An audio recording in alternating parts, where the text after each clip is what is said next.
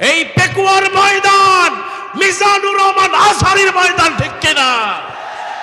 আজকে আপনারা শুধু লক্ষ লক্ষ জনতা এখানে নয়, গোটা পৃথিবীর চোখ যেন আজকের পেকুয়ার ময়দানে, কথা কান ঠিক কিনা? কাজী আমরা এই মাহফিলে আসতে পেরে খুশি নাকি বেজার? মুসলমান সবাই বলেন খুশি না বেজার? কিন্তু এক শ্রেণীর মানুষ তারা ঠিকই বেজার, কথা কন।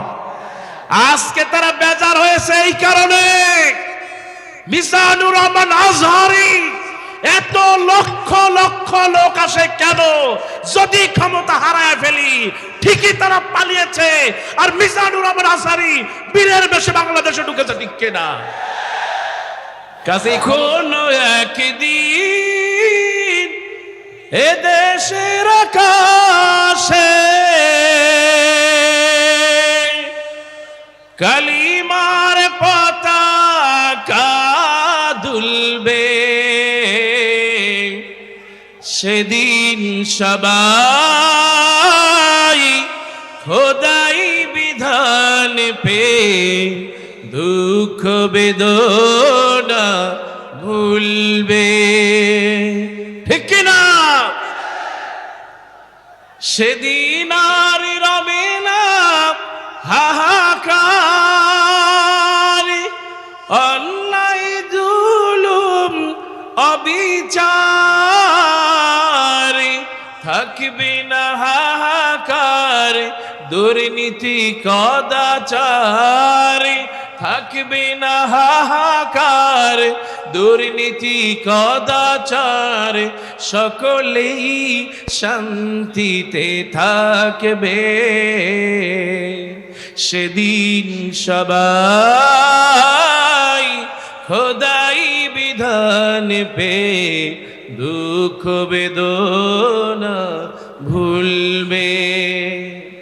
একাকী নিরমণি নির্জন পথে যাবে, কোন জন কটু কথা কবে না, কোন জন পথে ঘাটে সম্পদের মোহে, খুনার রাহা জানি হবে না, খোদার আইন ছাড়া অন্য কিছুতে আর, কোরআনের আইন ছাড়া অন্য কিছুতে আর মানুষের মুক্তি না মিলবে, সেদিন সবাই খোদাই বিধান পে দুঃখ বেদনা ভুলবে।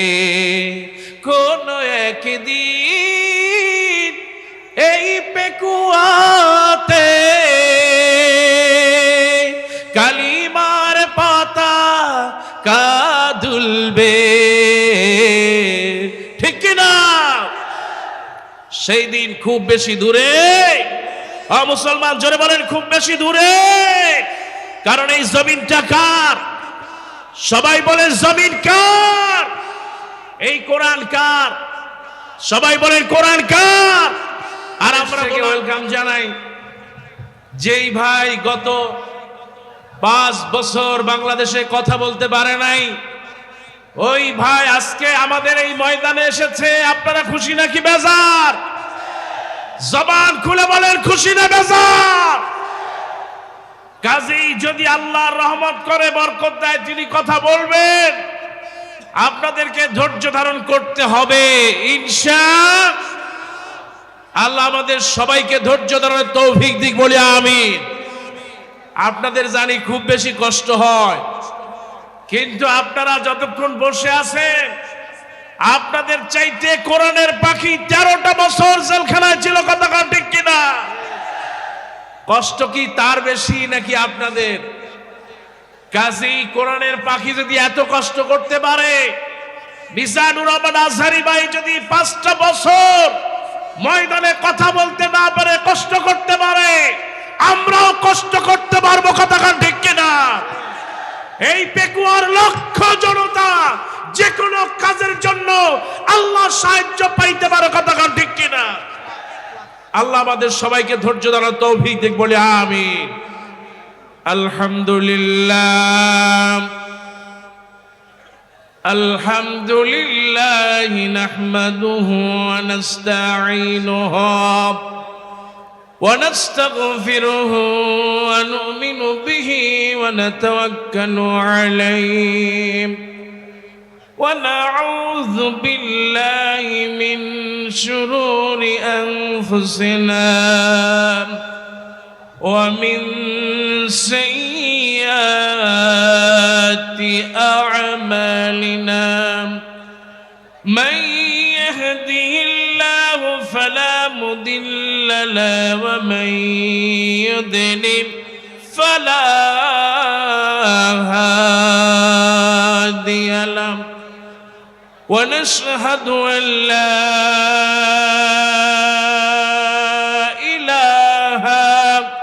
إلا الله وحده لا شريك له ونشهد أن سيدنا ونبينا وشفينا وحبيبنا وطبيبنا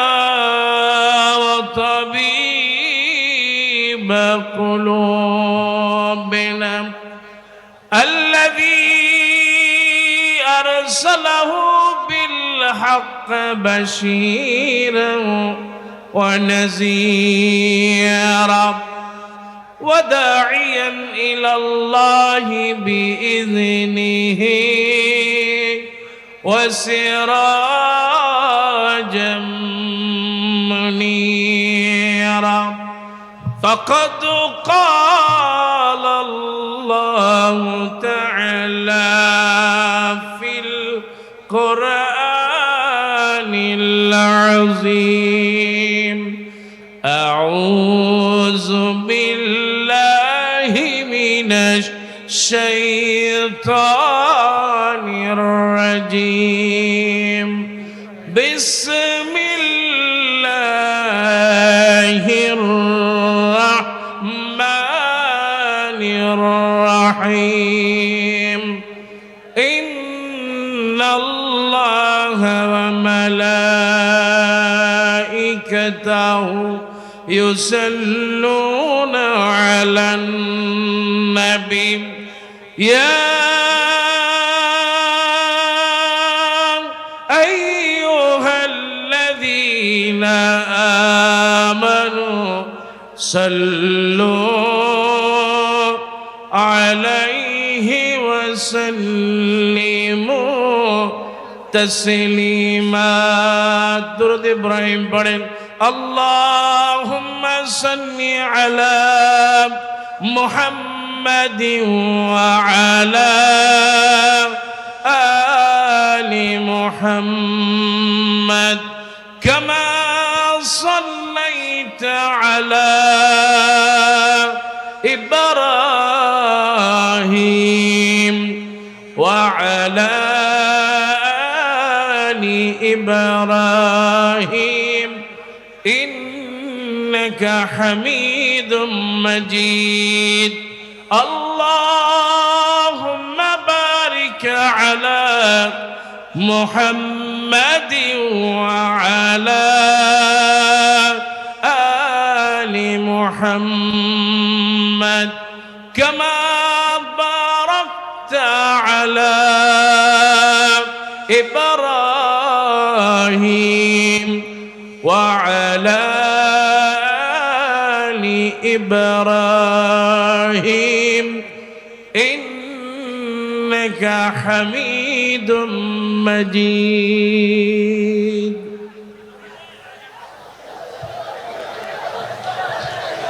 কোন একদিন এদেশের আকাশে কালিমার পতাকা দুলবে সেদিন সবাই খোদাই বিধান পে দুঃখ বেদনা ভুলবে ঠিক কিনা? সেদিন আর রবে না হাহাকার, অন্যায় জুলুম অবিচার, থাকবে না হাহাকার, দুর্নীতি কদাচার, থাকবে না হাহাকার, দুর্নীতি কদাচার, সকলেই শান্তিতে থাকবে। সেদিন সবাই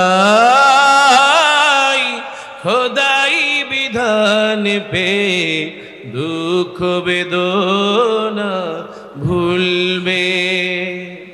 একাকিনী রমণী নির্জন পথে যাবে, কোনো জন কটু কথা কবে না, কোনো জন পথে ঘাটে সম্পদের মোহে খুনার রাহা জানি হবে না। খোদার আইন ছাড়া অন্য কিছুতে আর, কোরআনের আইন ছাড়া অন্য কিছুতে আর মানুষের মুক্তি না মিলবে। সেদিন সবাই খোদাই বিধান পে দুঃখ বেদনা ভুলবে। কোন একদিন এই পেকুয়াতে কালিমার পাতা কাদুলবে,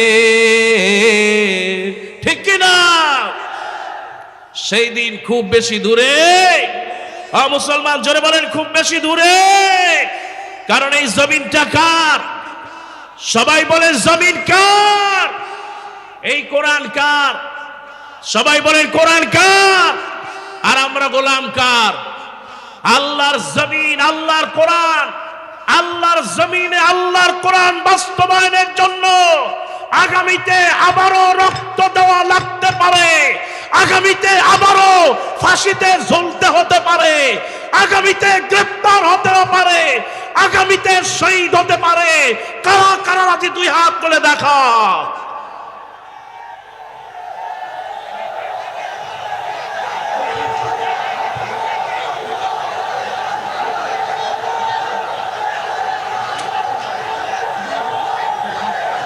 আল্লাহ তুমি কবুল করো বলে আমিন। আল্লাহ তুমি এই পেকুয়া ময়দানকে কবুল করো বলে আমিন। কারণ এই ময়দান শুধুমাত্র কোরআনের ময়দান, কথা কোন ঠিক কিনা? এই পেকুয়ার ময়দান মিজানুর রহমান আজহারীর ময়দান, ঠিক কিনা? আজকে আপনারা শুধু লক্ষ লক্ষ জনতা এখানে নয়, গোটা পৃথিবীর চোখ যেন আজকের পেকুয়ার ময়দানে, কথা কোন ঠিক কিনা? কাজী আমরা এই মাহফিলে আসতে পেরে খুশি নাকি বেজার? মুসলমান সবাই বলেন খুশি না বেজার? কিন্তু এক শ্রেণীর মানুষ তারা ঠিকই বেজার, কথা কন। আজকে তারা বেজার হয়েছে এই কারণে, মিজানুর রহমান আজহারী এত লক্ষ লক্ষ লোক আসে কেন? যদি ক্ষমতা হারায় ফেলি, ঠিকই তারা পালিয়েছে। আর মিজানুর রহমান আজহারী বীরের বেশে বাংলাদেশে ঢুকেছে, ঠিক কিনা? কাজেই ক্ষমতার মালিক কে? মুসলমান জোরে বলো, ক্ষমতার মালিক কে? যারা চিন্তা করেছিল তাদের ক্ষমতা হারানো লাগবে, আজকে তারা এই বাংলাদেশ থেকে পালিয়েছে, ঠিক কিনা?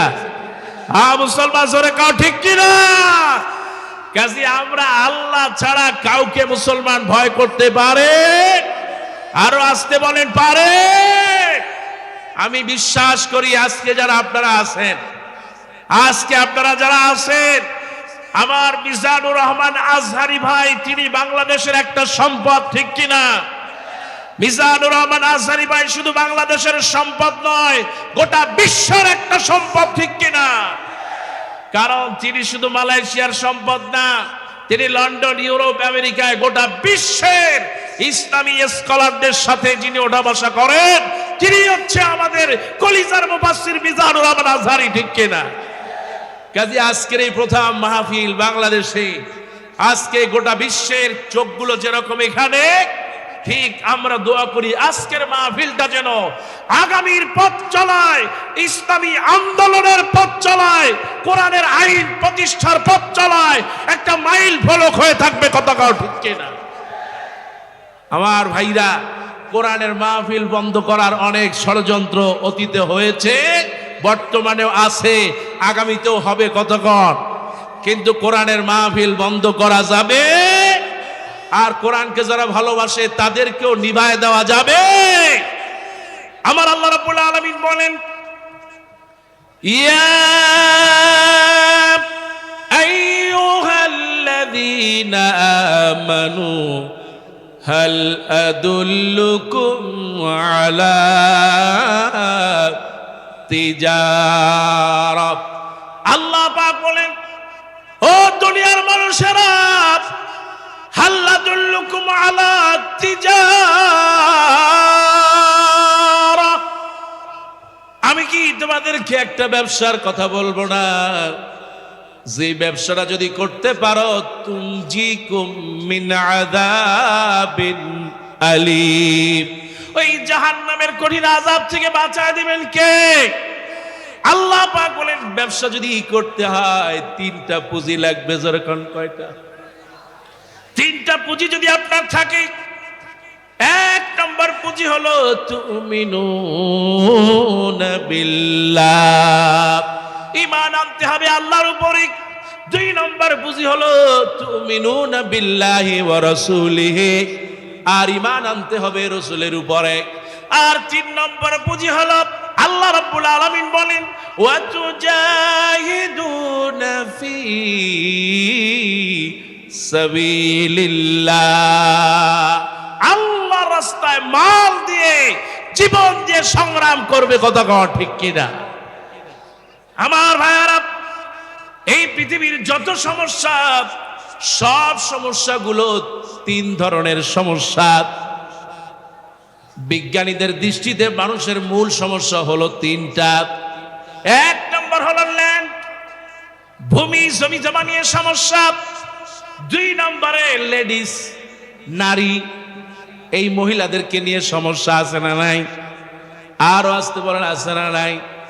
এই মহিলাদের কারণে গত 16টা বছর আমার বাংলাদেশে জুলুম আর নির্যাতন চলেছে। কতক্ষণ ঠিক কিনা? এক নম্বর সমস্যা ল্যান্ড, দুই নম্বর সমস্যা লেডিস, তিন নম্বরে সমস্যা হলো লিডারশিপ। এই সমস্যা থেকে যদি বাঁচতে হয়, আমার আল্লাহ রাব্বুল আলামিন বলেন তিনটি আমল করবা। এক নম্বর হলো ঈমান আনতে হবে আল্লাহর উপরে। আর যারা ঈমান আনবে, যারা বলে নিয়েছে লা ইলাহা ইল্লাল্লাহু মুহাম্মাদুর রাসূলুল্লাহ সাল্লাল্লাহু, এক নম্বর হলো আল্লাহর প্রতি ঈমান। আর আল্লাহর প্রতি যারা ঈমান আনবে তাদের পরিণতি বেলালের মতো হতে পারে। আরে যেই বেলালকে মরুভূমির ভিতরে চিৎ করায়া বুকের উপরে পাথর চাপা দিয়ে বলেছে, বেলাল, ও বেলাল কেমন লাগে? আরে বেলালের বুকের উপরে পাথর চাপা, রক্তগুলো বেবে মরুভূমির বালু ভেজে যায়, কিন্তু জালেম বেঈমানদের অন্তরটা ভেজে না। এই সেই বেলাল, আরে কালেমা গ্রহণের কারণে, ইসলাম কবুল করার কারণে হযরত বেলালকে দিনের পরে দিন মরুভূমির ভিতরে নির্যাতন করা হয়েছে। আমার আল্লাহ পাক বলেন, অবশ্যই তোমাদের আমি পরীক্ষা করব। যদি তোমরা ঈমান আনো, যদি তোমরা ঈমানদার হও, তোমাদের পরীক্ষা করব। আজ আমার এই বাংলাদেশে মুমিনদের উপরে, আলেমদের উপরে পরীক্ষা আছে না না? আজ বাংলাদেশে যেই দলকে 16টা বছর নির্যাতন করেছে, জুলুম করেছে, কিন্তু জমিন থেকে মুছতে পারে? আমার ভাইয়ারা, ঈমান এত তাজা, আর ঈমান যদি মজবুত থাকে, আমার আল্লাহ পাক বলেন, ইন্নাল্লাযীনা আমানু ওয়া আমিলুস সালিহাতি কানাত লাহুম জান্নাতুল ফিরদাউসি নুজুলা। একটু জোরে বলেন সুবহানাল্লাহ। ঈমান যার অন্তরে থাকবে বিপদ আসবে, ঈমান যার অন্তরে থাকবে মুসিবত আসবে, ঈমান যার অন্তরে থাকবে জেলখানায় যাওয়া লাগবে। একটু তাকায় দেখেন কোরআনের পাখি আরে আল্লামা দিলওয়ার হোসেন সাঈদী 1 বছর নয় 2 বছর নয় 13টা বছর বিনা কারণে জেলখানায় ছিল, ঠিক কিনা? অপরাধ কিছুই ছিল না, অপরাধ ছিল সত্যিকারে মজবুত ঈমান, আর অপরাধ ছিল কোরআন দিয়ে কথা বলার কারণে। এই সেই কোরআন, যে কোরআন দিয়ে কথা বলতেন কোরআনের পাখি আহারে 13টা বছর তার উপরে জুলুম করেছে। কতটা জুলুম তারা করেছে! এই যে শীতের রাত, কোনো আহারের দরজা নাই, জেলখানার ভিতরে কোনো দরজা নাই, কোনো জানালা নাই, কাঠের তৈরি কোনো দরজা নাই, জানালাও নাই, লোহার শিক দিয়া গাথা দরজা আর জানালা, যার দিয়ে বাতাস ঢোকে আবার বাতাস বের হয়ে যায়। তেমন কোনো বড় কম্বল নাই, একটা সামান্য পাতলা কম্বল দিয়ে রাতের পরে রাত কাটিয়েছে। একটা 2টা রাত নয় 13টা বছর তিনি শীতের রাতে কষ্ট করলেন। শুধু তাই নাই ভাইরা আমার, দিনের বেলায় আরে গরমের দিনে এত কষ্ট, জেলখানার ভিতরে তেমন কোনো ভালো ব্যবস্থা নাই। এত দীর্ঘদিনের ডায়াবেটিসের রোগী তিনি, রিং বসানো 4টা ছিল, আর এই এত জুলুম আর নির্যাতনের পরেও সন্তানরা যখন যেত, যখন জিজ্ঞেস করা হতো আব্বা কেমন আছেন, তিনি বলতেন আলহামদুলিল্লাহ। প্রশংসা কার? মুসলমান যারা বলেন প্রশংসা কার? আজকে জেলখানার চাইতে কষ্ট কি আপনাদের বেশি হয়? মুসলমান বেশি হয়। এই সেই কোরআনের পাখি আরেক, যার ঈমানটাই এত মজবুত ছিল, জালেমরা শেষ পর্যন্ত তাকে 2টা প্রস্তাব দেওয়া হলো। আপনাকে ছেড়ে দিতে পারি, প্রস্তাবনা হলো 2টা। 1 নাম্বার হলো আপনাকে যখন ছেড়ে দিব আপনি ইসলামী আন্দোলন জামাত ইসলামী করতে পারবেন না। 2 নাম্বার প্রস্তাব দেওয়া হলো আপনি কোরআনের ময়দানে কোরআন দিয়ে তাফসীর করতে পারবেন না। কোরআনের পাখি জেলখানায় বসে তিনি হুঙ্কার ছাড়লেন, আমি যতদিন বাঁচবো জেলখানায় থাকি আর বাইরে থাকি, জামাত ইসলাম থেকে 1 চুল পরিমাণ সরে যাব না। ঠিক কিনা? একজন আদর্শ সংগঠক ছিলেন কোরআনের পাখি আল্লামা সাঈদী, ঠিক কিনা? জীবনে এত মাহফিল করেছেন কিন্তু কোনদিন আনুগত্যের বাইরে যায়। ইনি হচ্ছেন কোরআনের পাখি। সুবহানাল্লাহ। 1 নম্বর প্রস্তাব সংগঠনকে ছেড়ে দেওয়া, তিনি ডিনাই করে দিলেন। 2 নম্বর প্রস্তাব দেওয়া হলো কোরআনের ময়দানে তাফসীর করা যাবে না, লক্ষ লক্ষ জনতা হয় তাফসীর করতে পারবেন না। কোরআনের পাখি তিনি বললেন, এই কোরআন দিয়ে আমার জীবনটাকে গঠন করে নিয়েছি, আমি কোরআনটাকে গঠন করে দিয়েছি। সংগঠনের প্রথম রিপোর্ট রাখতে হয়, তার প্রথম হলো কোরআন তেলাওয়াত করা। কতক্ষণ ঠিক কিনা? যেই কোরআন আমি আমার গোটা জীবন তাফসীর করে এসেছি, আমি যদি একদিনও বাঁচি ময়দানে যদি যেতে পারি, এই কোরআন ছাড়া আমি বাঁচতে পারবো না। কতক্ষণ ঠিক কিনা? এই জালেমরা যখন দেখলো না তাকে কাজ হবে না, তাকে যখন কাজ হলো না, তারা মিথ্যা নাটক সাজায়া তারপরে পিজি হাসপাতালে নিয়ে একটা সুস্থ মানুষকে অসুস্থ বানায় দিয়েছে। ঠিক কিনা? একটা সুস্থ মানুষকে অসুস্থ বানালেন। আর আপনি একটু চিন্তা করেন, কেউ যদি স্ট্রোক করে সে তো বসে থাকতে পারে না, হাঁটতে পারে না, এমনকি চাঁদের মধ্যে একটা হাসি দিয়া প্রমাণ করলেন কোরআনের পাখি সুস্থ, তাকে পরিকল্পিতভাবে হত্যা করা হয়েছে। ঠিক কিনা? এই দুনিয়া থেকে তাদের প্রস্তাবে রাজি না হতে তাকে স্লো পয়জন দিয়ে হত্যা করেছে মুসলমান। ঠিক কিনা? এই জমিন আল্লাহর, এই কোরআন আল্লাহর। আল্লাহর কোরআন নিয়ে কসম করতেছি, আমরা যতদিন বেঁচে থাকবো আল্লামা সাঈদীর এই রুহানি সন্তানেরা যতদিন বেঁচে থাকবে এই জমিনে বিচার হবেই হবে। ঠিক কিনা?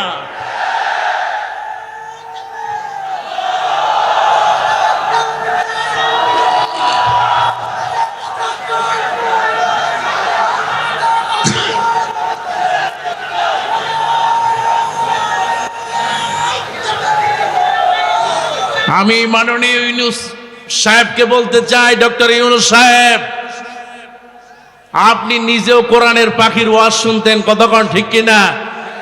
বাংলাদেশে যারা যে দল করত, হিন্দু, মুসলমান, বৌদ্ধ, খ্রিস্টান, এমন কোন লোক ছিল না যারা কোরআনের পাখিকে ভালোবাসে না, ঠিক কিনা?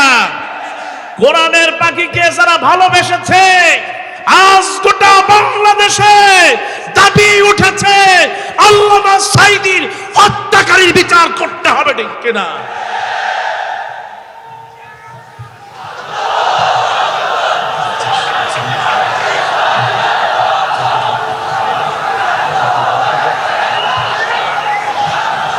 এই জন্য বলতে চাই মাননীয় উপদেষ্টা, আপনি একটু বিচার করবেন। এক নম্বরে বিচার করবেন আল্লামা সাঈদীকে যারা হত্যা করেছে, এই জমিনে অবিলম্বে তাদের বিচার করতে হবে, ঠিক কিনা? দুই নম্বর হচ্ছে শাপলা চত্বরে কোরআনের পাখিদেরকে যারা হত্যা করেছে তাদের বিচার করতে হবে, ঠিক কিনা? আপনি মনে করেন না জনগণ আপনাকে ছেড়ে দেবে? মাননীয় উপদেষ্টা মহোদয়, আপনাকে বলে দিতে চাই, আপনি অচিরেই বিচার কার্য সমাপন করেন। কারা বিডিআরদেরকে, সেনাবাহিনীদের হত্যা করলো তাদের বিচার করতে হবে, ঠিক কিনা? 28শে অক্টোবর বাইতুল মুকাররমে আমার ভাইদের উপরে লগি বৈঠা দিয়া যেভাবে নির্যাতন করেছে তাদের বিচার করতে হবে, ঠিক কিনা? আপনি যদি বিচারে ব্যর্থ হবেন, এটা আমরা জানি, কথাটাও ঠিক কিনা? আমি ওই দিন হালুয়াঘাটে বলেছিলাম, আমি মিশরের 7 বছরে ছিলাম, আমি দেখেছি মুবারক চলে গিয়েছে ঠিকই, কিন্তু ডালে ডালে শকুনগুলো ছিল। আজ বাংলাদেশে ঠিকই তাদের প্রেতাত্মারা রয়ে গেছে, যারা সচিবালয় সহ বিভিন্ন জায়গায় নানা অঘটন ঘটাচ্ছে, কথাকান ঠিক কিনা? আপনি বিচার করবেন কারে দিয়া? সচিব তো অধিকাংশ তাদের, কথাকান। আপনি বিচার করবেন কাদেরকে দিয়া? পুলিশের মধ্যে তাদের লোক আছে না নাই? মুসলমান 5 তারিখে যেভাবে আমাদের ভাইদেরকে হত্যা করলো, ছাত্রদেরকে হত্যা করলো, আজ পর্যন্ত কোন ছাত্রকে হত্যার বিচার হয় নাই, ঠিক কিনা? এ বিচার কে করবে? অবশ্যই আপনাদেরকে করতে হবে, কতক্ষণ? আমার ভাইরা, আল্লাহ পাক বলে দিয়েছেন, ইন্নাল্লাযীনা ক্বালু রাব্বুনাল্লাহ, নিশ্চয়ই যারা বলবে আমার রব আল্লাহ, সুম্মাস্তাকামু, তারপরে অবিচল থাকবে, তাতানাজ্জালু আলাইহিমুল মালায়েকা, আল্লাহ পাক বলেছেন আমি তাদের উপরে ফেরেশতা নাজিল করব, ঠিক কিনা? আর এই যে আন্দোলনে আমি ছিলাম যাত্রাবাড়িতে, আমার চোখের সামনে কত মানুষ লাশ হয়ে গিয়েছে। পরপর 3টা জুমায় আমি খুতবা দিয়েছি। তিনি বলেছিলেন যে চাকরি পাবে মুক্তিযোদ্ধার ছেলেরা, রাজাকারের ছেলেরা পাবে, রাজাকারের নাতিরা পাবে। এই অহংকার তাকে এই দুনিয়ার থেকে নয়, এই জমিন থেকে, এই বাংলাদেশ থেকে বিদায় করে দিয়েছে, ঠিক? আজকে যেটা ছিল আমাদের জন্য গালি, এটা হলো আজকে আমাদের জন্য সম্মানজনক, কতক্ষণ ঠিক কিনা? আজ গোটা পৃথিবীতে, শুধু আমি নয়, বাংলাদেশ নয়, সারা পৃথিবীতে তুমি কে, আমি কে, তুমি কে, আমি কে, কে বলেছে? কাজী এই অপমান নিয়ে দুনিয়ার থেকে আপনাদের যাওয়া লাগবে। এই জমিনে আপনাদের দাফন হবে না, কতক্ষণ ঠিক কিনা?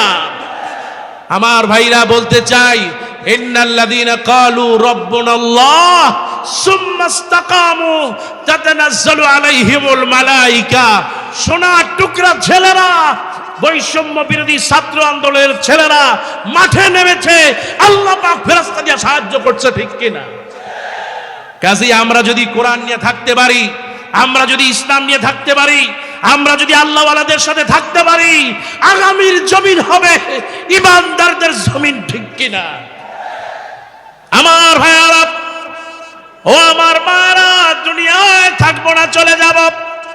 আল্লাহ নবী, বিশ্ব নবী রাহমাতুল লিল আলামিন বলেন, মাগো তুমি 4টি আমল করবা, মা ইযা সাল্লাতিল মাররাতু খামসা, একজন মা যখন 5 ওয়াক্ত নামাজ পড়বে, ও সামাত শাহরাহা, রমজান মাসে রোজা রাখবে, ও আতাত জাওজাহা, স্বামীর খেদমত করবে, ও হাফাজাত ফারাজাহা, নিজের সতীত্ব আর পর্দা রক্ষা করবে।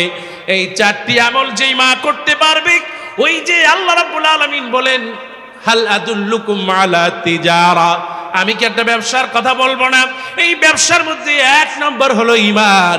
যারা এই 4টি কাজ করতে পারবে, আল্লাহ নবী বিশ্ব নবী বলেন, কিলা লাহু দিখিলিল জান্নাহ, কিয়ামতের দিন বলা হবে জান্নাতের সব দরজা খুলে দাও, যেটা দিয়া মনে চায় ওই পেকুয়ার মা বোনেরা জান্নাতে চলে যাবে। কোন সুবহানাল্লাহ। আমার ভাইয়ারা, এই মায়েদের মর্যাদা অনেক বেশি। সুবহানাল্লাহ কোন। আরে আল্লাহ নবী বিশ্ব নবী রাহমাতুল লিল আলামিন বলেন, হুমা জান্নাতুকা ওয়া নারুকা, এই তোমার মা তোমার বাবা তোমার জন্য জাহান্নাম, তোমার জন্য আবার জান্নাত। যদি মায়ের সাথে ভালো ব্যবহার করো, জান্নাত দিবে কে? আরে মায়ের এত মর্যাদা দিয়েছি। আজকে যাদের মা নাই তাদের জন্য দোয়া করি, যাদের বাবা নাই দোয়া করি, আল্লাহ কবরটা জান্নাতুল ফেরদাউস বানায় দাও। জোরে বলেন আমিন। আরে আমার ভাই নেয়ামতুল্লাহ নিজামী, আব্বাজান দুনিয়া থেকে চলে গিয়েছি। আরে তার এই সওয়াব মাওলানা শহীদুল্লাহ ইসালে সওয়াব মাহফিল, দোয়া করি আল্লাহ তার আব্বাজানের কবরটাকে জান্নাতের টুকরা বানাও, বলে আমিন। আমার ভাইয়েরা, মায়েদের এত মর্যাদা দিলেন। আল্লাহ নবীর স্ত্রী আম্মা জান আয়েশা রাদিয়াল্লাহু তাআলা বর্ণনা করেন, আমি ঘরের ভিতরে ছিলাম, একজন মহিলা বাড়ির সামনে এসে সালাম দিলেন, আসসালামু আলাইকা রাসূলুল্লাহ, আসসালামু আলাইকা হাবিবাল্লাহ। ঘরের ভিতরে আম্মা জান বলেন, আমি আর নবী ঘরের ভিতরে ছিলাম, দরজাটা খুললাম, দরজা খোলার পর আমি দেখতে পেলাম 2জন বাচ্চা, তার মা 2টা বাচ্চা নিয়ে, 2টা বাচ্চা নিয়ে মা দরজার সামনে হাজির। আম্মা জান আয়েশা বলেন, দরজার সামনে হাজির, বাচ্চা 2টাকে কাছে পেলাম, মা রে ক্ষুধা লেগেছে, কি খাওয়াবো? তেমন কিছু নাই, 3টা খেজুর দিলাম। আল্লাহ নবী বিশ্ব নবীর স্ত্রী আম্মা জান আয়েশা বলেন, 3টা খেজুর দিলাম। এই 3টা খেজুরের 2টা খেজুর মা 2টা বাচ্চার হাতে তুলে দিল, আর একটা খেজুর সহিহ হাদিস আল্লাহ নবী বর্ণনা করেন, আর একটা খেজুর মা খেতে গিয়েও খেলেন না, তিনি হাতের সামনে ধরলেন, আর বাচ্চা 2টা খেজুর খেয়ে ফেললো। বাচ্চা 2টা খেজুর খাওয়ার পর এবার মায়ের খেজুরের দিকে তাকায় আর বলে, মা খেজুরটা আমাকে দাও। বাচ্চা 2টার দিকে মুখে তাকায়া মা খেজুরটারে 2টা ভাগ করে 2 বাচ্চাকে খাওয়ায় দিলেন। ও আমার ভাইয়েরা, মায়েরা, আম্মা জান আয়েশা রাদিয়াল্লাহু তাআলা বর্ণনা করতেছেন, আমি জলদি করে আল্লাহর নবীর কাছে চলে গেলাম, ইয়া রাসূলুল্লাহ, ইয়া হাবিবাল্লাহ, ওগো আল্লাহর নবী, এ আমি কি দেখলাম? মায়েরা কি এত কষ্ট করতে পারে? ওগো নবী, এ ব্যাপারে আপনার কি মত? আল্লাহ নবী বলেছেন, যেই মা তার সন্তানের জন্য এত কষ্ট করতে পারে, ওয়াজাবাত